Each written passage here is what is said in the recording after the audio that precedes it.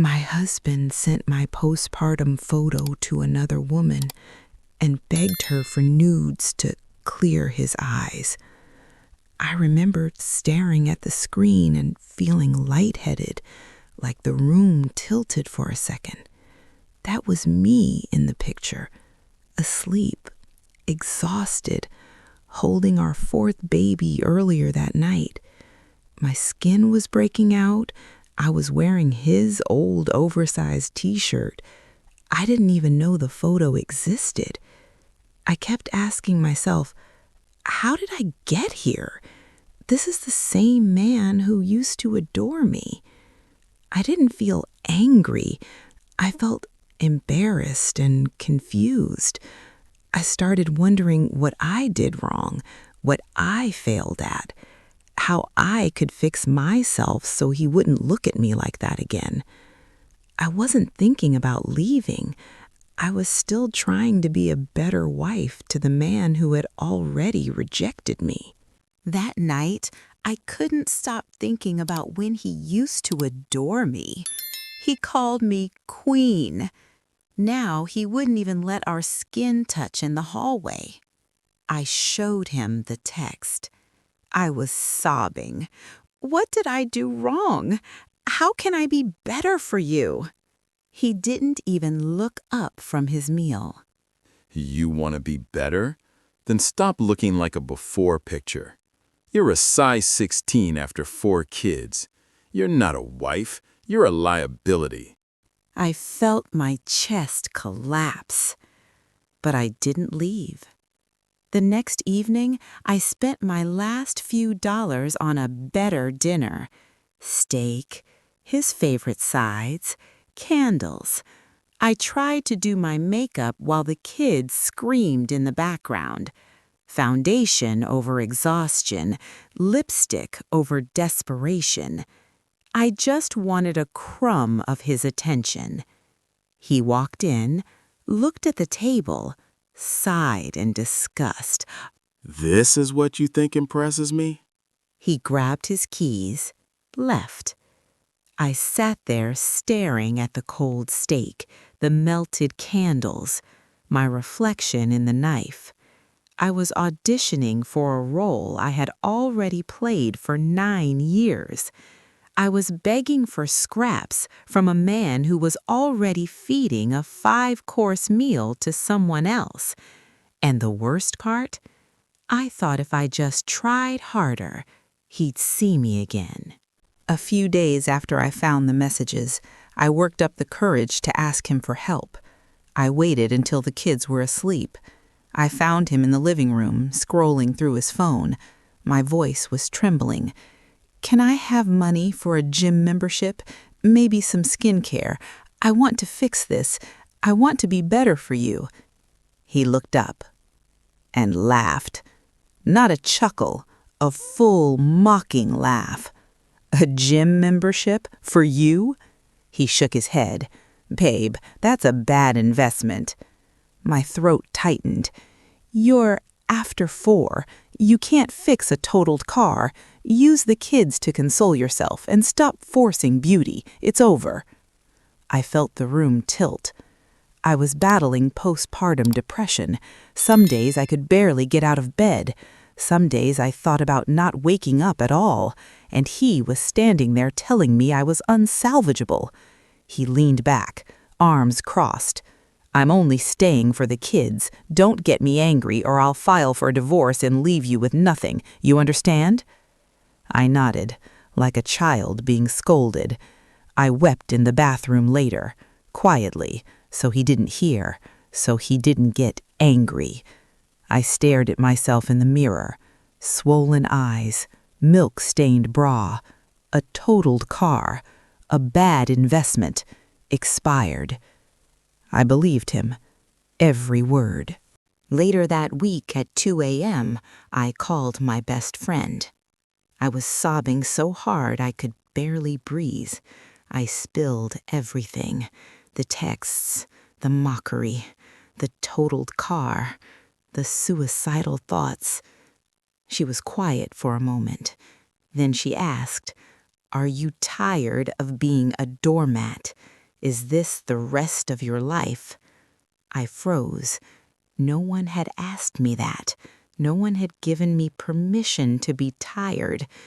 She didn't pity me. She got angry for me. You're broke, I know, so we're doing this different. She offered to stay on video calls every morning, 5 a.m., before he woke up, before the kids were awake. She'd coach me through home workouts. No gym, no money, just me, the floor, and her voice. She sent me vitamins, skincare samples.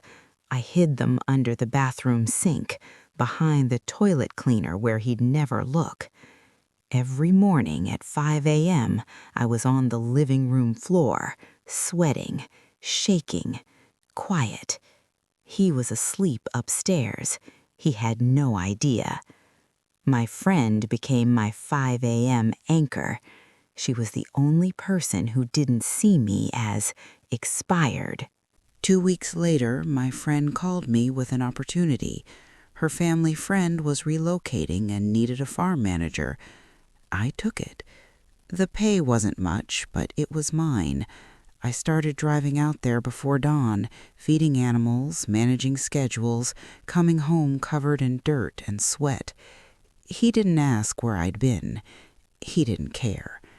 At night, after the kids were asleep, I studied for my realtor license. I used a flashlight under the covers like a teenager hiding a phone. I took practice tests on my cracked screen at 1 a.m. My body was exhausted. My mind was sharper than it had been in years. I was losing weight, my skin was clearing up, but I hid it. I wore his old baggy hoodies. I kept my hair messy. I left dishes in the sink longer than I needed to. I made sure the house looked chaotic enough that he wouldn't suspect I had extra energy. He was so checked out he assumed I'd just given up. He was busy with his mistress, texting her at the dinner table, laughing at his phone while I fed our kids. I didn't call it a plan. I just knew I couldn't stay helpless. I was stacking days where I didn't feel useless. I was managing the farm, studying for the realtor exam, and still doing 100% of the housework. I was sleeping 3 hours a night, maybe less. I'd come home from the farm covered in dirt, feed the kids, clean the kitchen, help with homework, put them to bed, then sit on the bathroom floor with my study guide until my eyes couldn't focus anymore. He saw me tired, and he used it. See, you can't even handle the house, and you want to work? You're a mess. My body was changing. I was leaner, stronger, but I was so drained and wearing his baggy clothes that it just looked like I was losing my mind, not glowing up, falling apart. One afternoon, I broke down on the farm. I was alone in the barn, covered in dirt, exhausted. I sat on the floor and cried. I felt like a failure in both worlds. A bad mother, a bad wife, a bad employee. I wanted to quit everything, go back to the couch, go back to being numb. But I couldn't, because quitting would confirm what he says. It was late 2025. I passed my realtor exam. I got my license. I started making money. Not a lot at first, but it was mine. I funneled every dollar into a private account he didn't know existed. He was so focused on his mistress and his status that he didn't notice I'd stopped asking him for money. He didn't notice I'd stopped crying. One night he came home late, smelling like her perfume. He looked at me sitting at the kitchen table with my laptop. "I'm glad you finally accepted you're just a roommate. It's easier this way." He said it like it was a compliment, like I'd finally learned my place. I looked up at him, blank, calm. "Yeah, easier." He nodded, satisfied. Then he went upstairs, I sat there in the dark, staring at my screen, my bank account balance staring back at me. For the first time, his words didn't hurt. They just bounced off. I heard the insults, but I didn't feel them anymore. I looked at the ceiling, heard him laughing on the phone with her. January 2026. I stopped hiding. I took off the baggy hoodies. I was a size 8. My skin was glowing. My hair was healthy. I looked better than I did before the kids. He noticed immediately. He came home one evening and just stared. "You look different." I didn't respond. A few days later, he tried to move back into my room. He stood in the doorway with his pillow, smiling like nothing had happened. "I think we should work on us again." I looked up from my book, calm. "No." His smile faltered. "What?" I said no. He laughed nervously. "Come on, you look good now. We can fix this." I stood up, looked him dead in the eyes. God forbid a woman like Shrek decides she's had enough. His face went pale. He opened his mouth, closed it. I walked past him. I stayed for the kids, but I wasn't his wife anymore. I was the one in control now, and he knew it. He was spiraling. He started showing up at my open houses looking like a ghost of the man he used to be. He watched as men who made him look like a starter kit flocked to me. Wealthy men, fit men, men who actually had something to offer. He tried to mark his territory, standing close, trying to play the doting husband for the cameras. I didn't even look at him. To me, he was just background noise. Then came the final play. He called a formal family meeting, both sets of parents, the elders. He sat at the head of the table, trying to use tradition as a weapon. "She's changed," he told them, his voice cracking. "She's disrespectful. She won't even let her own husband touch her." I let him finish. I let him dig his own grave. Then I pulled out my phone. I didn't scream. I didn't cry. I just projected the Shrek text onto the large screen in the dining room. "Look at the Shrek I'm living with. Send nudes to clear my eyes." The silence was deafening.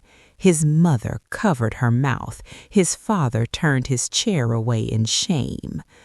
I looked at the husband, the man who thought I was totaled.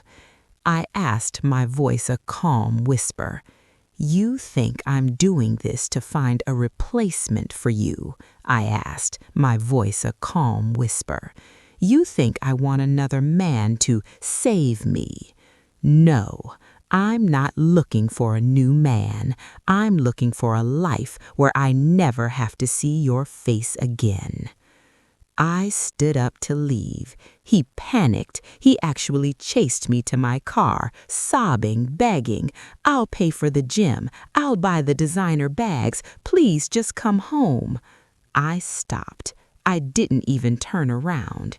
"You wanted to clear your eyes from Shrek," I said. "Congratulations, they're clear now.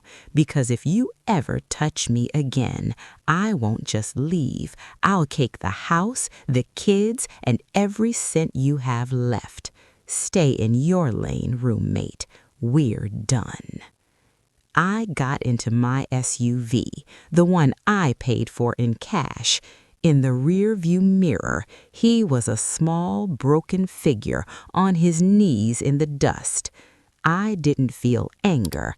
I didn't feel joy. I just felt free.